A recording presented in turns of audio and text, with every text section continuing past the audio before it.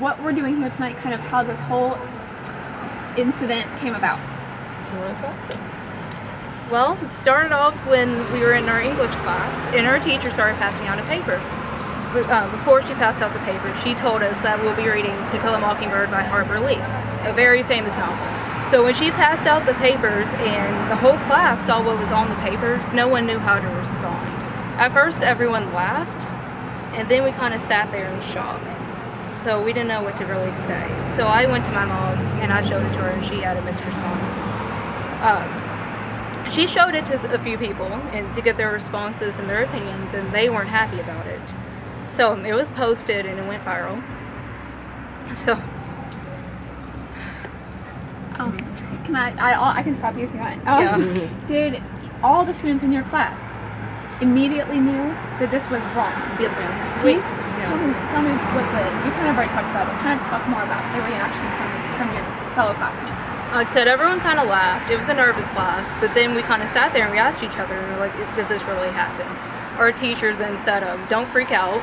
She said, do this assignment tonight, and next class we'll have a discussion about it. And that's all she said about it. So we all started talking about it, and more people joked about it.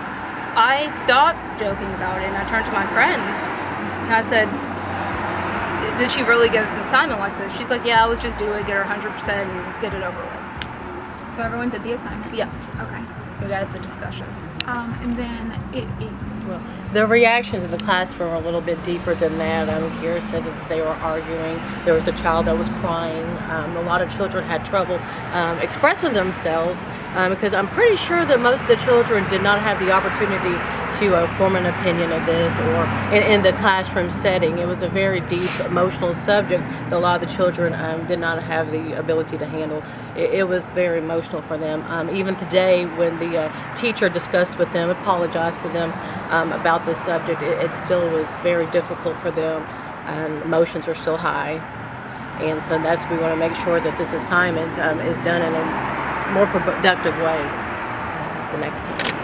As a mother, your daughter comes home with this, and you see this on a piece of paper. Obviously you knew it was wrong, but what did you think as her mother? I felt sorry for her to be in this classroom, with a predominantly white classroom, with the Caucasian teacher standing over her, using these words over and over. These are not words that we use in our home. These are not words that we use in, everyone likes to say, your music. These are not words that my child is accustomed to. And so I told her it's not okay to be exposed to that over and over. I do understand the purpose of the book. However, the book has more meanings. The book is a great book.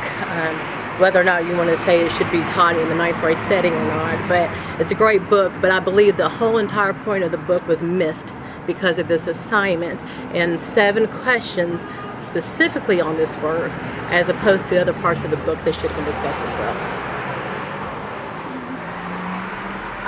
And just, is this the first time you've ever heard of an assignment like this being issued to freshmen? No, this book has been controversial and used in schools for a very long time. This is the first time that a lot of us have ever seen a teacher use this language. And again, without warning, sometimes teachers let the parents know that the assignment is going out, so we have the opportunity to discuss it with the children, let them know what's coming. But everybody was just blindsided. And to have so many, that word used so many times repetitively, it takes away from the assignment, it takes away from the point of the book, and her feelings, her emotions, I do not believe were taken into any consideration. And we talked to the principal earlier. He said he did help to address the class. How did you feel the school's response was to this, and how was it in the classroom today? Well, the principal took me out today, and he talked to me one-on-one, and he said, I know how you feel. He said, we're trying to make a safe environment for all students in the school.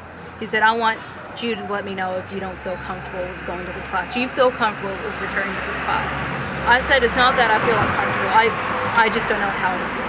I said, I'll return, I'll see what's going to happen, and we'll leave it off from there. And he agreed with me. He said he was going to go to the class when the teacher issues her apology, and he's going to see what happens. So class comes around, and the teacher walks in.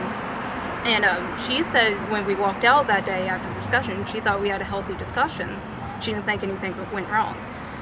And then she she got emotional, and then she said it hurts her to know that so many students got offended by this and the public. So she just issued an apology, and she very emotional point. And all the students, we were confused again. It was kind of awkward. We didn't know what to do. The public reaction is what touched us the most, because we realized it's not just about us. We didn't have to use our name for any of these. We didn't have to come out. The public felt the pain. The public had so many mixed reactions. That was what was interesting. It's a bigger picture. It shows that a change has to happen. You know, we have to do something about it so it doesn't happen again. And are you confident that Lafayette High School is going to? Do you feel like they're addressing it in the right direction and will hopefully keep that conversation going? That's something that we still need to see. It's still too early to tell, but I'm confident with the discussions with the principal that we can